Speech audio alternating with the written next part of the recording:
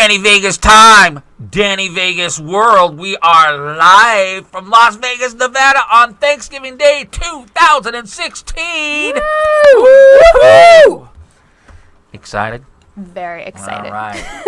Okay, for all you guys that are watching this show live or watching the clips or wherever you're watching this show, because I know all you Danny Vegas Live fans all over the world, it is Thanksgiving Day in America. Now, I know outside America, it's just Thursday, the 24th of November. But here in America, it's a big, big, big deal. We take the day off. We like to get all our families together and chow down. Chow down. Chow down. Be Now, thankful.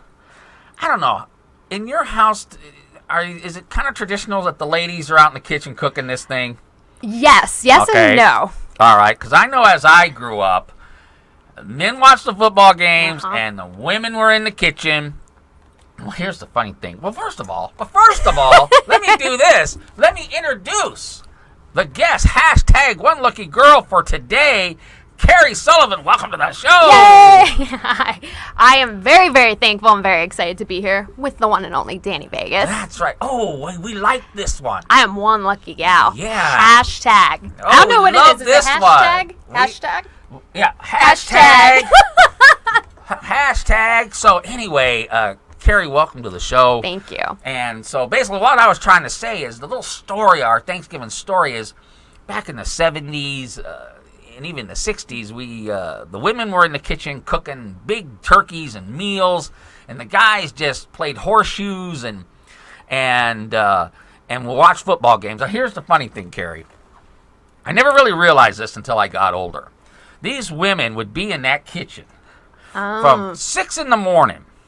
They'd start the birds, all that stuff. Right. Finish doing the cooking, this huge meal, right? Just all day long. For the town. They made enough for the just town. for our family, right? Yeah. Then guess what would happen? They'd bring this bird out, and they would call some guy who was sitting in a living room doing nothing. Come in here.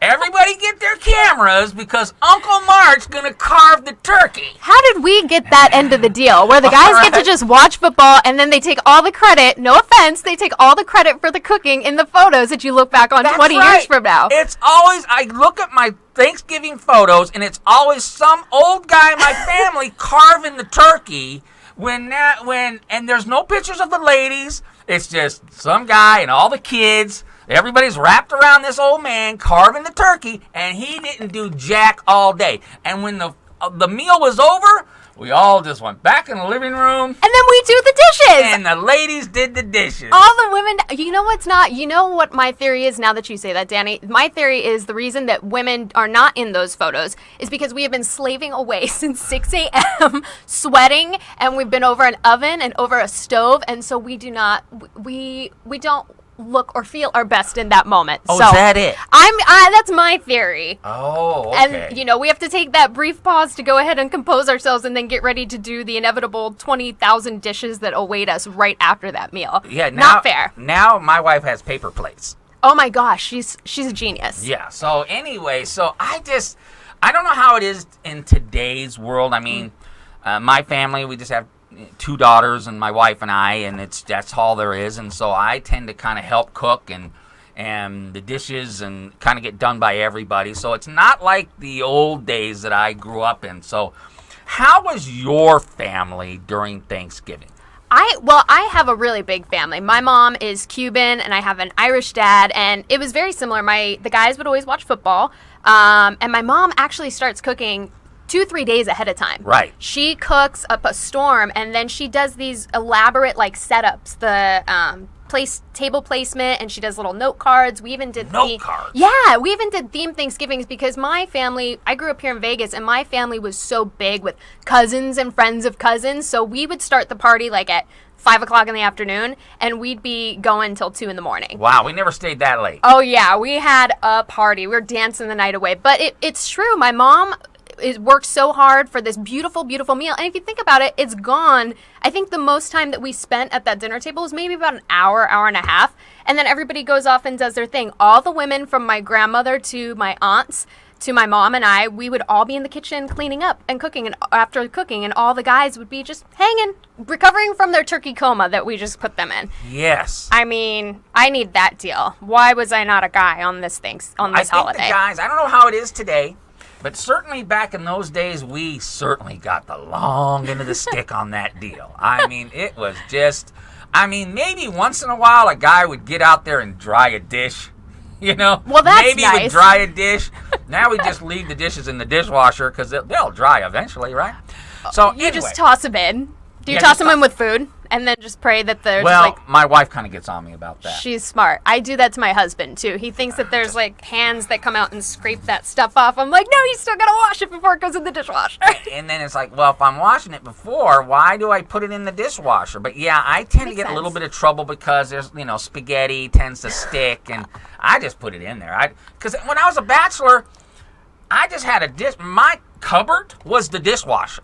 And I would pull out a bowl, I'd eat my cereal, and I would put it back in. And I just keep washing the same dishes over and over and over again because that was the cupboard. So you never really had a set, did you? You never had a set of 4. You were one of those guys that could only need 2 cups or 2. I just had cups and plate, maybe 1 plate and some silverware, and I just kept washing them over and over again. So that's why I did it. So that's kind of a little story of Thanksgiving here in America. So that's a very cool thing. That's the way it was when I was a kid. Now, they still have the same teams playing football.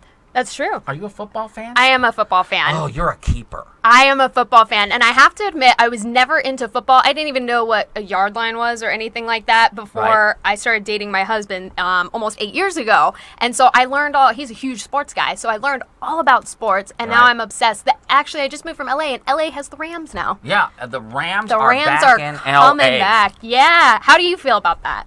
About the Rams? Yeah. Oh, I can care less.